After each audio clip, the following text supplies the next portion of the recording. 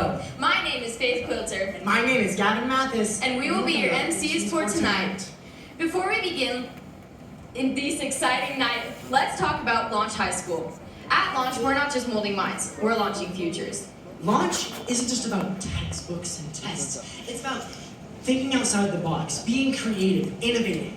And Launch inspires us to take our dreams and turn them into realities.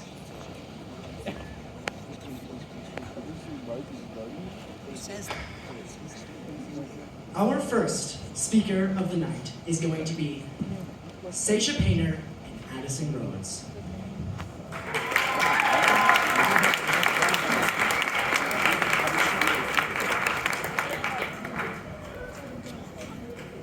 I'm Seisha. And I'm Addie. Thank you for coming to this year's Launch Expo. We're here to share our story about giving back and the power of community. Personally, we view community as a collective responsibility towards each other. To strengthen a community, everybody must contribute. There have been numerous times where our community has supported us, so we felt it was our turn to give back. We were unsure how we wanted to contribute, but the knowledge we learned at Launch High School helped us come up with a solution. Design thinking is a human-centered approach to innovation. It's a process used by creative teams to solve complex problems with a user-focused mindset. At Launch, our design thinking process consists of 4 key components: a proposal, ideation, implementation, and inspiration. During this project proposal phase, you identify a problem, establish team goals, and outline possible solutions. At Launch, we like to summarize our proposal with a how might we question. For example, the question we used was how might we get winter supplies to shelters in Cedar City? Because of the very sudden, very cold winters that we experienced, we wanted to give winter supplies out to people who may not have them. In the design thinking process, the second step involves inspiration. This includes conducting secondary research, such as gathering information from articles, websites, and existing statistics, as well as gathering empathy research, such as surveys, interviews, and other personal observations. For our secondary research, we decided to look into topics relating to our goals, such as how to host a donation drive, the importance of advertising a fundraiser, and what to include in winter donations. We were able to get in contact with some of the women at Youth Futures. Youth Futures is a nonprofit organization that provides resources and shelter to at-risk or homeless youth in Utah. We asked about what items might be beneficial to donate or to seek donations for, and we used that as our empathy research. Then it's time for ideation. This includes brainstorming sessions, creative workshops, and using feedback to make continuous improvements. After confirming that Youth Futures could receive donations, it was time to start planning a donation drive. Once we determined the time, date, and location, it was time to start advertising. We designed and shared a flyer on social media and the community spaces to hopefully reach people. The final step is implementation. This is where you bring your project to life and implement it into the real world. For us, this meant actually hosting our drive. Following the drive, we contribute a total of $775 in cash donations, as well as 8 bags of clothing, shoes, and other items. We were momentarily disheartened by our results, feeling that we hadn't raised enough funds or hadn't made a significant impact. But the teachers at Launch High School served as a reminder that every contribution matters. We are so thankful to everyone who donated, and we learned a lot during this project. We know that the strength of our community lies in our willingness to invest in it, to nurture it, and to believe in the power of collective action. We are certain our contributions have made an impact, and we are equally confident that your guys' will too.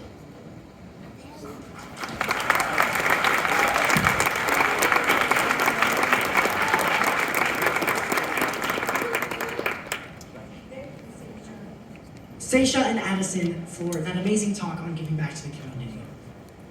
Let's give them one more round of applause!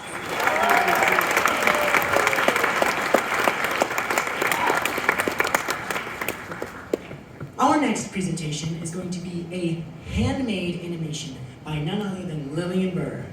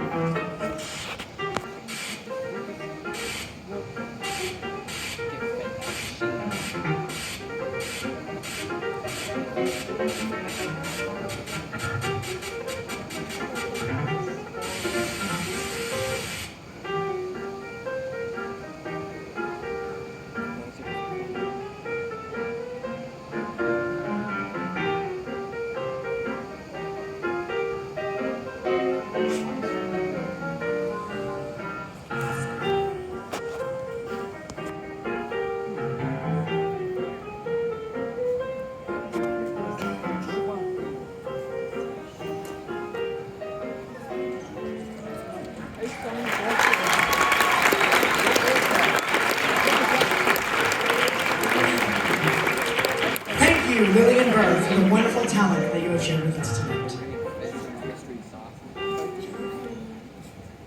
Our next student joining us will be Emma Savage with a somber yet crucial topic titled, Let's Talk About Suicide.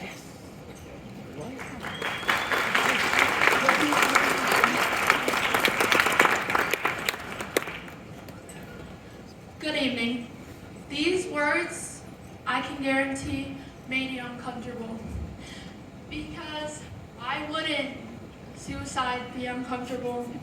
But that's the thing. Suicide shouldn't be something uncomfortable to talk about. Yes, it is difficult, of course. Talking to someone about a life ending at their own hands should be difficult because no one feels good when they feel that way. But suicide needs to be talked about because right now it is one of those topics you don't have unless you sit down and make a big deal about it. It's the same talk with sexual education, social media, and so many other topics in our culture of hushed tones. But what do we do to change the muted society we live in? We need to talk about it. We need to have conversations about mental health and anxiety.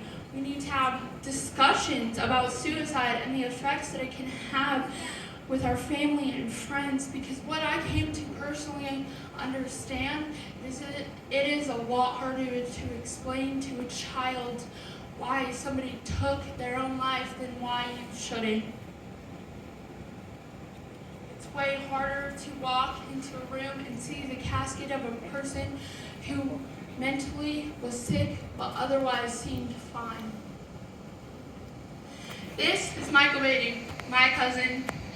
Michael and I are 3 months apart, and he let me know it constantly. We grew up together and couldn't wait until the day we both walked to graduation. Mikey had already graduated from SEA and was only months away from walking at graduation. He was working on getting a job and so excited about his future and had every little thing planned out with every little minute detail. Until the day that changed everything. At 8:27 p.m. on February 19, 2024, we got the call that Mikey had taken his own life. The next few weeks were a nightmare and a blur that felt foggy and distorted. Seeing plans for your 17-year-old cousin's funeral and watching your aunt bury her son, something I wouldn't wish on my worst enemy. While I could have sugarcoated this story or taken out parts, I didn't. I did it because suicide is not something that should be sugarcoated. We need to know the impact we have in taking our life and the awareness we need to bring to mental health. 26.4 out of 100,000 teens 10 through 17 in Utah committed suicide in 2022. In a class of 30 students, 8 will report feeling sad and hopeless. 4 will have seriously considered suicide and will have made a suicide plan. 2 will have attempted suicide 1 or more times, and 1 will have had medical treatment for suicide attempts. And those numbers are only getting higher. The NIH said our findings suggest acknowledging and talking about suicide may in fact reduce rather than increase suicidal ideation and may lead to improvements in mental health and treatment-seeking populations. Proving the point that talking about suicide will decrease suicide rates and make improvements in mental health. Now, while I'm saying this, I am not saying that mental illness is inevitable, or talking about mental health will magically make it disappear. But what I am saying is that talking about mental health will decrease suicide rates and will help teens understand that taking their life is not the only way out. That life can and will continue. And even though you don't see a way out, there is one. Talking with people isn't a world-renowned thing. Having a conversation about suicide and mental health doesn't have to be a giant talk that you have with kids once in their life. All you need are people that you can talk to when you are struggling and being that person for somebody else. Suicide is preventable.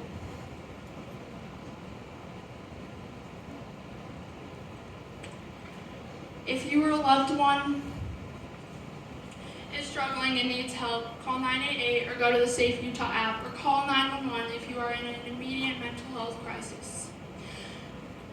You matter. Your life is important. Your story is important. Do not let that story end. Thank you.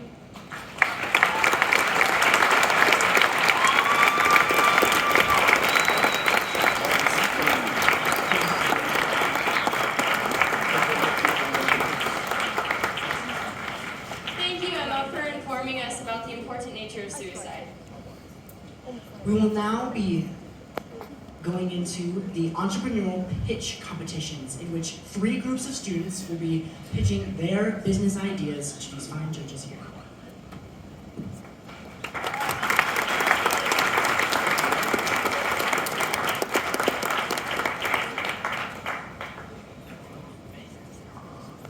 Mason Starr, please come to the stage.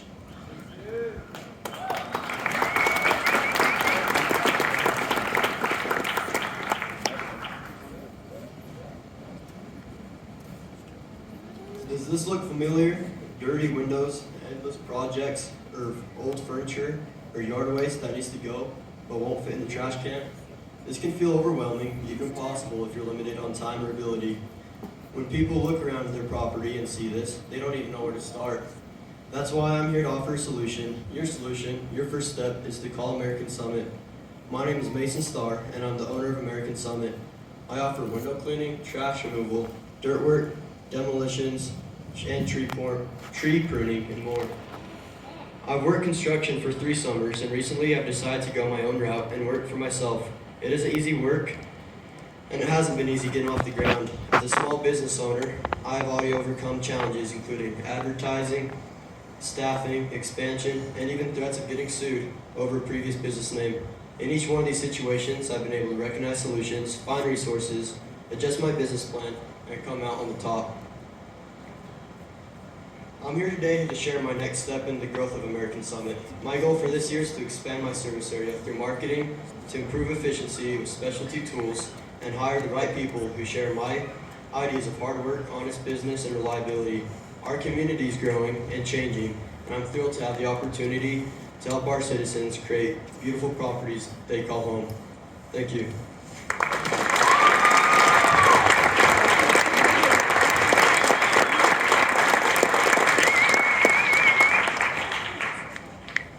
Mason, what kind of business have you done to this point? Can you share your revenue? Yeah, so we've cleaned houses all throughout Cedar, and I've done multiple trash removals and tree prunings, and along with some dirt work. We average $150 per home for window cleaning. And then for trash removal, I started with $40 per truckload and then $70 per trailer. But the more I thought about it and broke it down, it wasn't financially smart just because it cost me money to go to the dump and back, and then also because of my time. So that's currently changing, and I thought it'd be a good idea to, instead of going off the flat rate, I'm giving in-person bids now. First of all, I love your business. Thanks. I need you right now. Yeah. So you said you're looking to expand. Where do you want to expand to? Yeah, so I want to be able to service, so right now I'm servicing all of Iron County. And when I say I want to expand, I mean expand, not really territorial, but just expanding my business so it's more efficient, so I save time and money. And are you the only one in your business right now, or do you have staff? Yeah, so currently I have one buddy who helps me. He mainly helps with windows because everything else has been fairly new within these past 6 months, but I do have a buddy who helps me. That's awesome. Yeah. This is great, Mason. Thank you for this business opportunity. So I assume that you like dirt. Yeah, I like hard work. I'm not afraid of it, so it keeps me busy, and I feel like we need more people who are willing to work with their hands. Good for you. For your opportunity, do you need to be licensed and insured? Yeah. So when you're dealing with home business, I kind of briefly mentioned me almost getting sued, and that was because I was in the process of making an LLC, and I had the same name. And long story short, I got over it, but right now I'm currently in the process of getting registered. So you're not a state chartered LLC yet? Not yet, no, but I am in the process. So hopefully within these next few weeks. Okay, very good.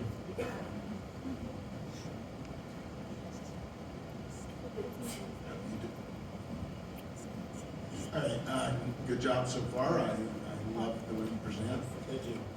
The question I have is, what do you think your biggest challenge is? Yeah, right now I would say my biggest challenge is not having the proper equipment, just because I'm in that point of growth where I am trying to be more efficient just so it saves everyone time and money. So right now I'd say what I want to overcome is that kind of barrier of not having the proper equipment. Like they say, the right tool does the job, so that's currently my biggest challenge. And to follow up, what's your most effective marketing so far? Effective marketing? Okay. So I started out with just doing window cleaning, and I actually did door to door. And I don't necessarily don't like it. I don't really love it, but it's something I can do, and that was able to get me a lot of customers. And then after that, it's really returning clients and referrals. Great, here's your last question. Yeah. And so with your marketing, what areas are you attacking? Like social media? Are you doing flyers? What's your ideas on that? So right now, I actually, after this in the marketplace, I'm handing out business cards. So everyone who's interested, come by the marketplace, and I can tell you a little more there. What was the question again? Sorry. Where's your marketing going? Okay. Yeah. So I've done a little bit of social media. I recently just got an Instagram and Facebook page, and I'm in the process of creating posts and posting them to these public Facebook groups. But so far, it's really been door-to-door, returning clients and referrals. So when you're on social media, just a recommendation, I would do a before and after picture so people can see what's going on before and then how beautiful it is afterwards. Yeah, perfect. Thank you. I've done one like that, but I'll start doing it more. So thank you. Thanks.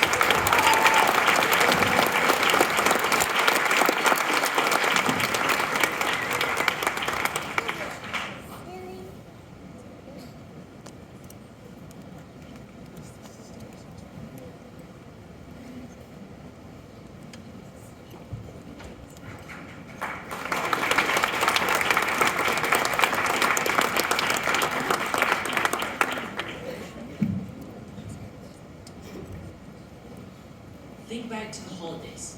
You and your family sitting around, playing a board game you guys just got for Christmas. Isn't that fun, making connections? Sounds great. But now we're so sucked into our phones, scrolling through Instagram, TikTok, and we're not connecting with our family as much anymore. So we got to thinking, how can we make something engage, like a board game, to help the family come back together and make memories? This was how Concora was born. Concora is a 2 to 4 player strategy tactics game that combines the principles of Risk, Stratego, and Dungeon Crawler games. So far, we have had 5 people pre-order copies of our game, and we are in the process of manufacturing and selling our game. Each copy of Concora will be sold for about $60, which is comparable to similar games. Our plan to get this game up and running is to begin by making a copy that uses tokens with artwork on them instead of figures, because tokens are a lot cheaper and easier to manufacture than the miniatures. Another idea that we had to get sales off the ground was to create a smaller version of the game which we could sell for cheaper and would also appeal to audiences who are daunted by learning the larger version of the game. With your help, this could rock the board game world. So, who's ready to conquer?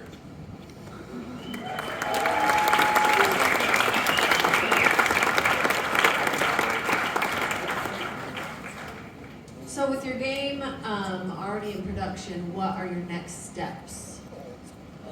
I'd say our next steps, what we're needing the grant money for is artwork and then inventory. Because right now we used AI to generate most of these images, and it's new. It's flawed, so it can't do exactly what we need it to do. And so we need to actually pay a professional to do the artwork for us.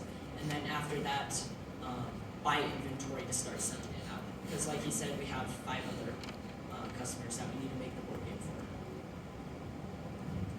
Great idea, boys.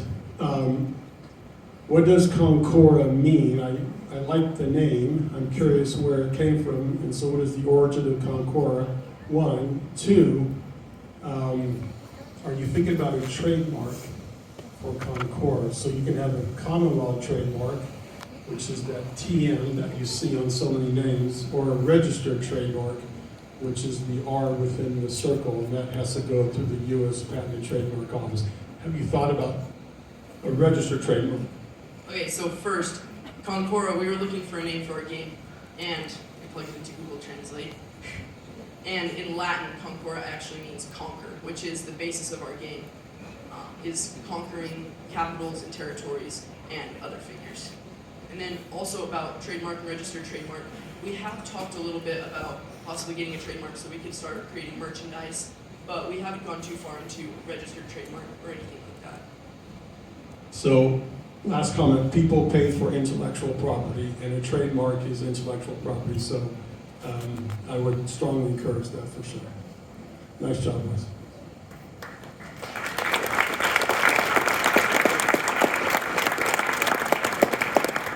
I also have 2 questions.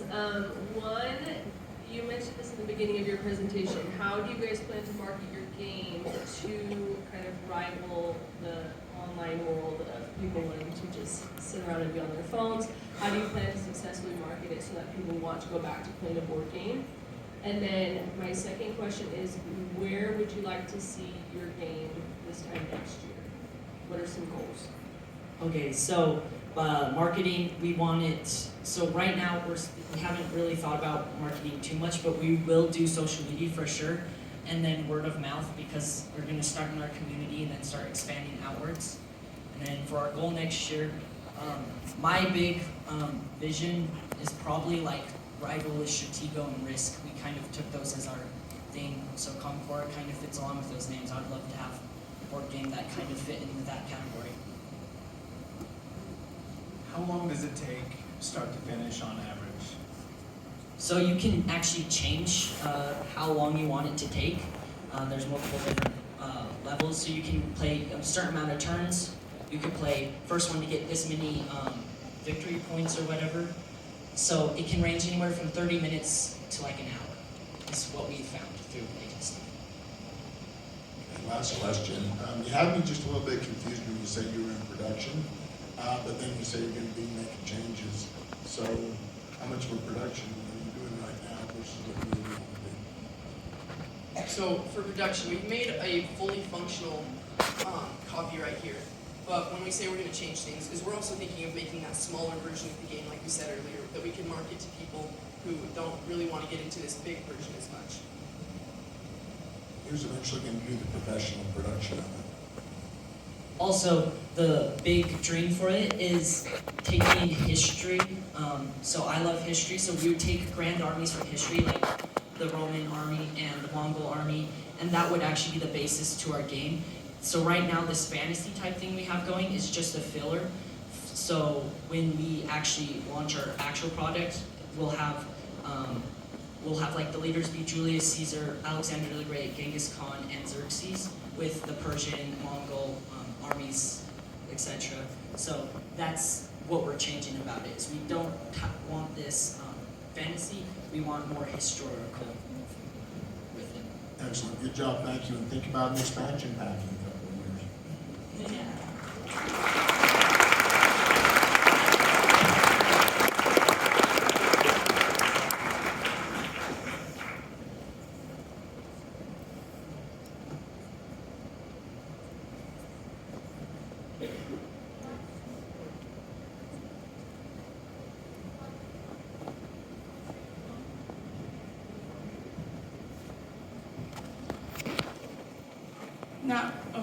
thanks.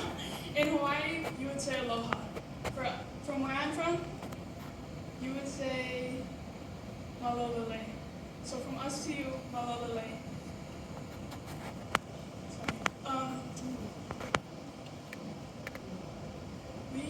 I had an idea to start making and selling these leis through my many cousins' celebrations who had read very good leis. We had seen people looking over, and I felt that if they had one, they would be so much happier.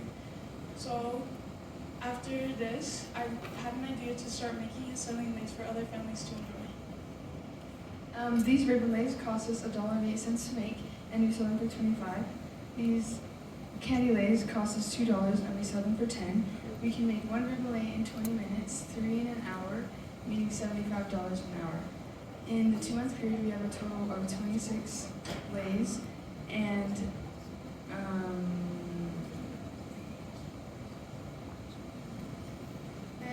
after paying the school back, we have a total of $532 in profit. In the future, we would like to be able to pay employees and broaden our advertisement. At the moment, the majority of our advertisement has been through our project team and advisor talking about it to other people. We believe that after creating a solid advertisement plan and website, we will be able to lift our sales significantly. Thank you.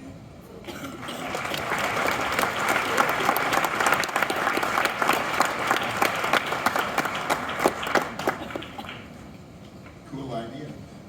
I imagine your low-hanging fruit for marketing is the islander population, especially around graduation time. What other channels or marketing opportunities are you looking at that may not be islander related? Oh, well, we make leis for so many other things. We have birthday leis, we have senior night leis, like anything celebrating another person. Like, it doesn't have to be like a big thing. It can be like, oh, it's their birthday. You just give them a candy lei, give them a money lei. What kind of responses have you been getting to your products? We have made a lot of sales, I think, like 26 sales, without a lot of marketing, like not a lot of like putting out like, oh, we're selling these, because that is something that we had a hard time doing. And I feel like that's a lot of sales that we've gotten, and we've had like people come back and buy more. So. First of all, I just want to say good job. You guys definitely found a need and are looking for a solution to that, and I just love that.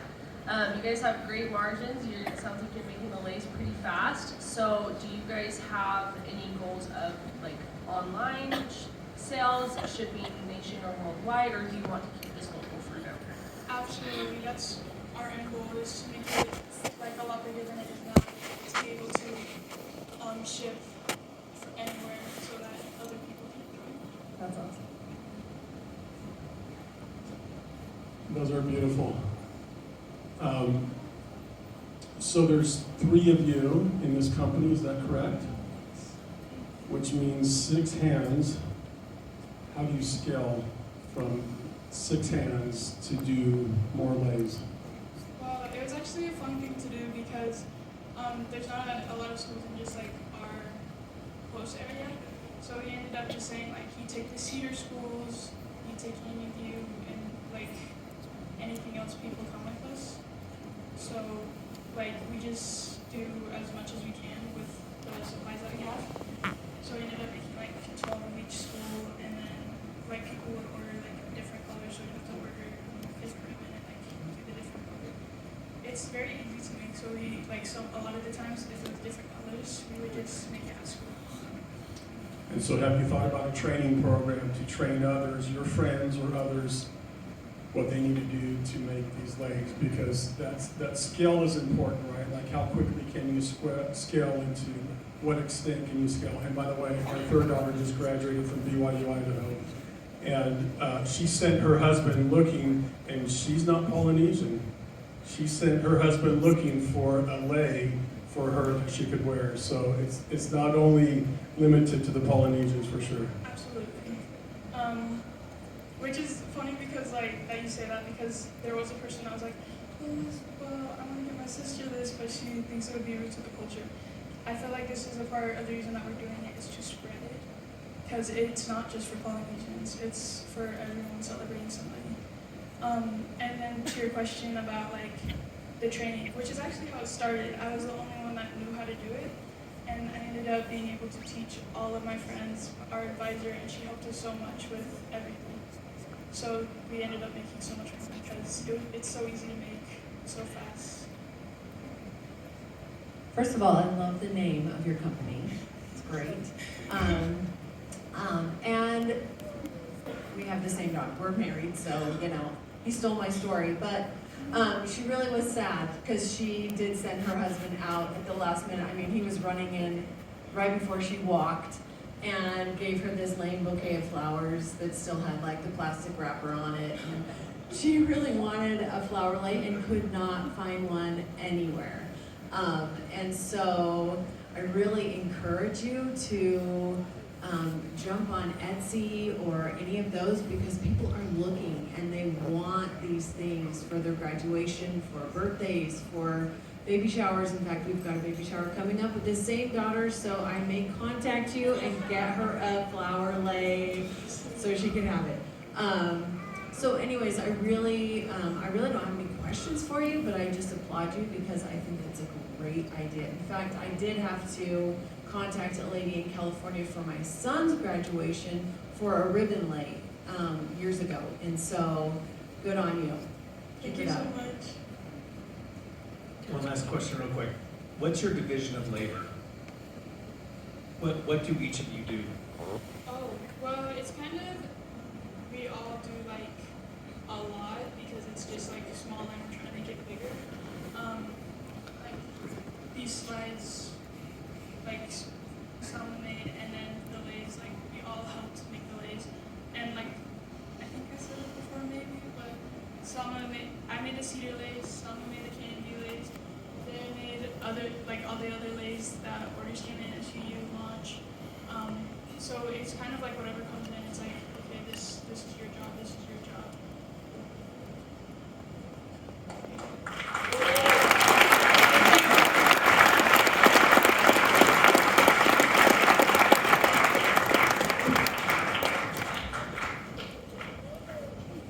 Weren't those pitches just out of this world?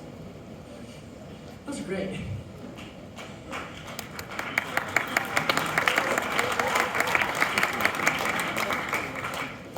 Rounding off our speeches tonight, we will have Second Place is First Loser by Dylan and Emily Templin.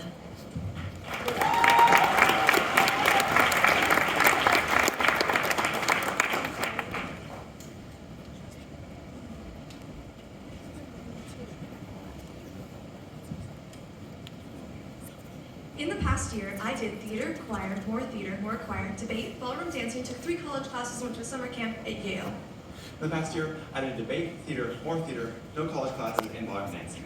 In the past year, I got a perfect 4.0 GPA, although there are a few close calls. In the past year, I never had a 4.0, and there really weren't any close calls. In the past year, I got 6 second place medals, which is only 1 more than the number of first place medals I got. In the past year, I never placed at any of our competitions, and only got 1 superior medal at state theater. In the past year, I cried my eyes out to my dad at least 3 times because I thought I wouldn't get an A in one of my classes. I'm alright.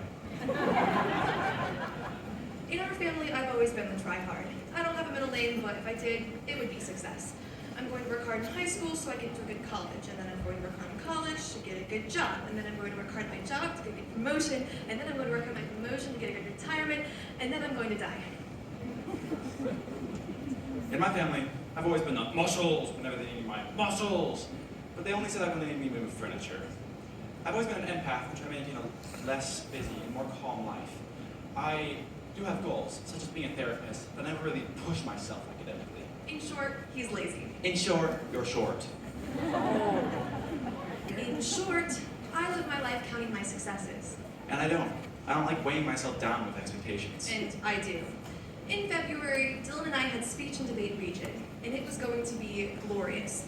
My partner and I had prepped for hours in public forum, our debate event. Our case was airtight. We weren't just prepared. We were going to win. Emphasis on were. Just after rounds started, the news spread like wildfire. they were using March topics. Even though it was February. Everyone on our team was left without any arguments, speeches, or evidence. Without anything. So, after a few minutes of yelling and many tears, my coach gave us two options. We could either forfeit our first round and prepare cases for the second, or we could go into our first round and try our best. So I went in, like a kamikaze debater. Me and my partner went against our opponents who were most assuredly more prepared than we were. It was a sacrifice, but a necessary sacrifice. Every single debater on our team went into their first round and, unsurprisingly, lost. It was a massacre. There was bloodshed. Never before had we been caught with our pants down like we were that day. My partner and I didn't get top 3. Didn't get top 5. We barely even qualified for state. And yet, I was happy. I mean, I was upset too. We'd been cheated out of our win, but some combination of collaboration and adrenaline and sheer willpower made the whole situation feel okay. now you know how I feel. Speaking of debate, here are the facts. 72% of successful entrepreneurs experience depression or some other mental illness, according to the Harvard Business Review. And in a study in 2021, with nearly 1 million people, being happier dramatically increases your chances of success at work. Success doesn't equal happiness. But happiness might just equal success. Which brings me to the title of our speech. Second place is first loser. What the heck is that? Well, it's the truth.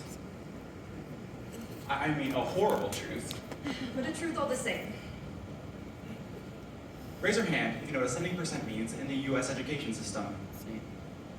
It's a C. Average. At least I think so. I've never gotten one. Now, raise your hand if you know what 70% means in the UK education system. It's an A. An A. And an A plus is 75 to 100%. Our expected average is an average. The middle 50% is a failing grade in the US. Second place is for losers. The middle means failing. Our society demands perfection. So I've lived my whole life defining myself by my accomplishments. I am my 4.0. I am my first place medal. I am my ACT score. People care more about the medal, the certificate, the ribbon, than they do about the work that they put in, or the experience they gain from it. That's why region was so satisfying despite being such a mess. It's because I learned something. We grew as a team because we failed together. And we pulled through in the end. Every single debater was victorious in at least one of the rounds. It was incredible. I wouldn't have gotten to see it otherwise. Failure should not be condemned. It should be celebrated. The definition of perfection is not to be great or magnificent, it's to be flawless, without failure. But we learn more from failure than we do from success. And we learned. My partner and I sucked it up, prepared a whole ton, and ended up becoming the public forum state champions. We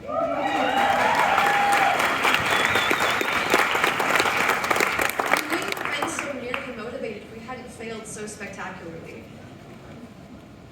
In the past year, I had a lame outfit for prom. In the past year, I did not finish the quarter on time. In the last year, I didn't finish 2 quarters on time. In the past year, I failed a math test. In the past year, I didn't talk to as many people as I'd hoped. In the past year, I did not get a superior medal at state theater. In the past year, I didn't deserve my superior medal at state theater. In the past year, I got an A- in Info 1010 on my college transcript. I'm not sure an A- counts as a failure, Emily. Baby steps, Dylan, baby steps. Okay, so if failure isn't such a bad thing, Then second place might just win the most, after all. Thank you.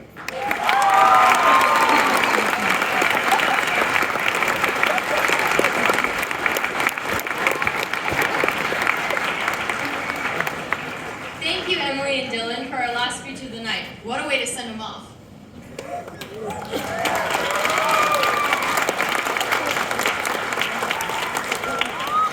Now we will be moving into our awards part of this ceremony. Please, we will now be graced with the knowledge of the winner of the pitch competition. Ladies and gentlemen, we do have it.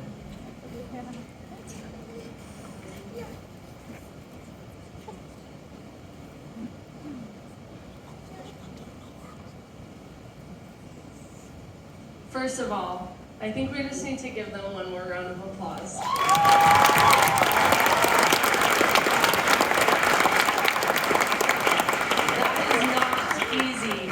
stand up and pitch your business in front of this many people. So I think that's just awesome. And those businesses were all incredible. So we have decided that the third place winner for tonight, winning a $100 prize, is going to be Concora.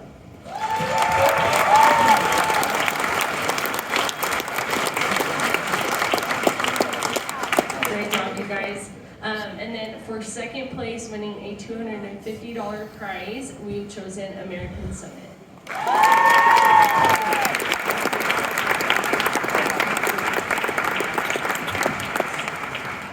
And last but not least, in first place, winning a $500 prize, we have chosen Sleighs.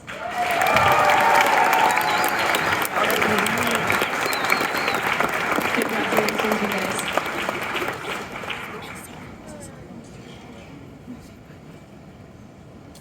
Congratulations one more time for everybody that won awards and got scholarships.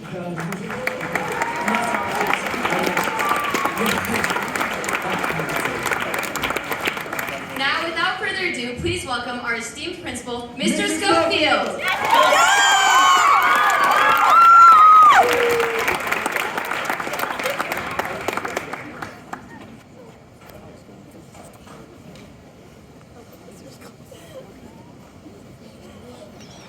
Mr. Schofield will now be presenting 4 of our esteemed launch students with either the Innovate Award, Improve Award, or Impress Award.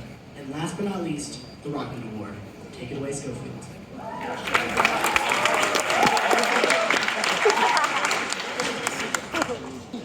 Thank you. Since coming to Launch High School, this student has been exceptional. Her academic achievement has always been stellar, and she has consistently produced outstanding projects that are above and beyond what is expected. This year, the innovative approach that she took to developing a podcast was even more of a standout. Working in collaboration with Senator Mike Lee, this student tackled civic engagement and politics in a unique way by framing current event topics around the music of the renowned rock band U2. For her unique and exceptional production work in the podcast The Harmony of Politics, our Innovator of the Year is Audrey Byrne.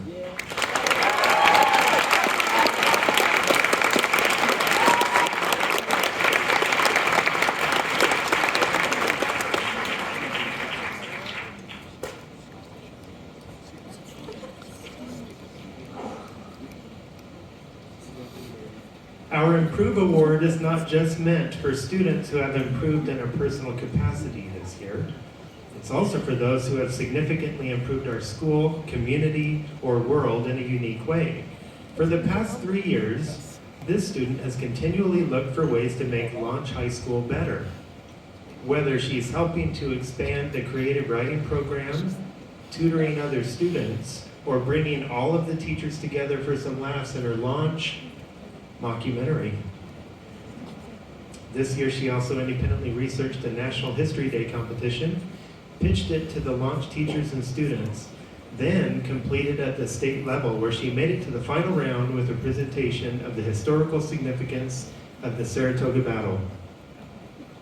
For her work in improving our school culture and for her contributions to the history program at Launch High School, the 2024 Improve Award goes to Isabel McCleary.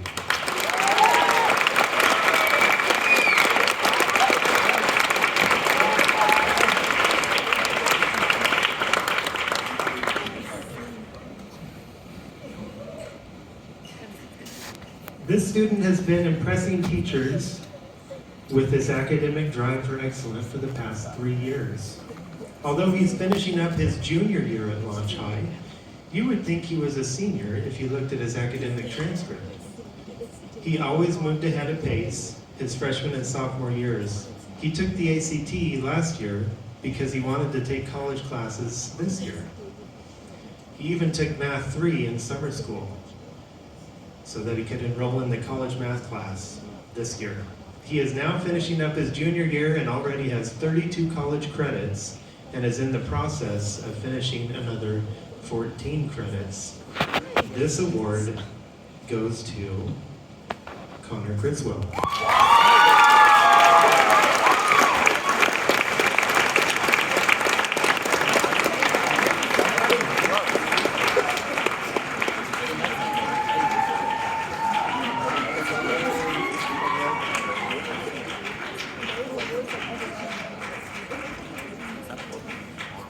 Our last award is the coveted Rocket Award.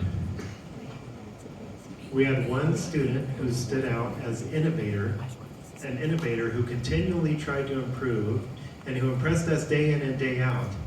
If you talk to this student's teachers, they all say the same thing. He's an all-around great student.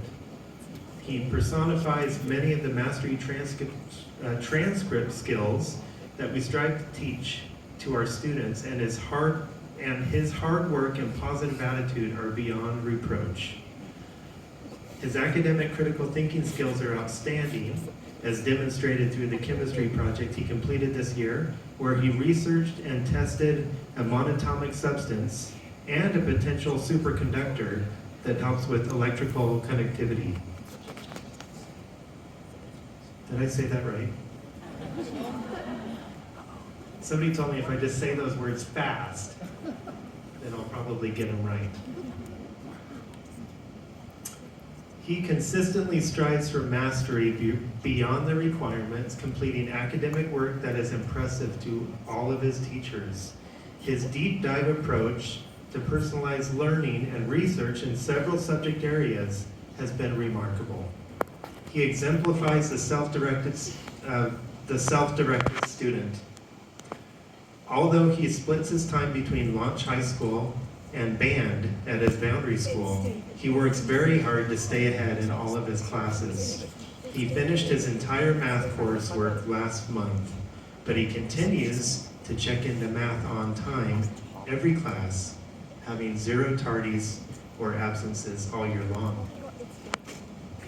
The Rocket Award for 2024 goes to David Martineau.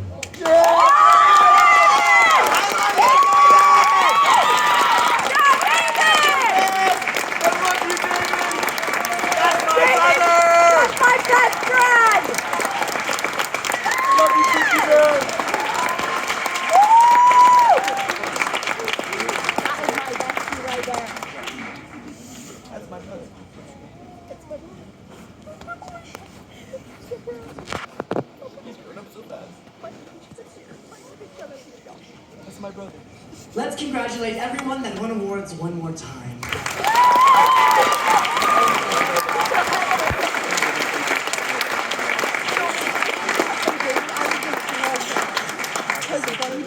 Before we wrap up, I want to extend a huge thanks to each and every one of you for joining us for these speeches, pitches, and awards. But the night's not over yet.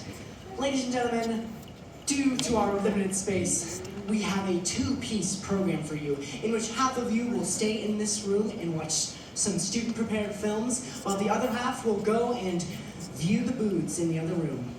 But before you split up, let me explain the raffle tickets.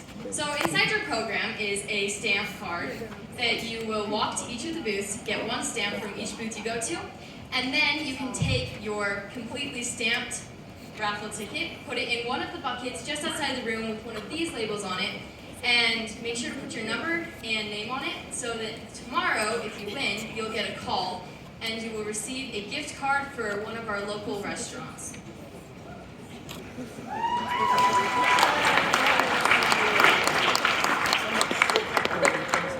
Now, once the first half leaves, we will be invited to switch events at 7:40, and then we will meet back here at 8 o'clock for a proper send-off. Now, if I could please have this half of the room follow me out, and this half, please.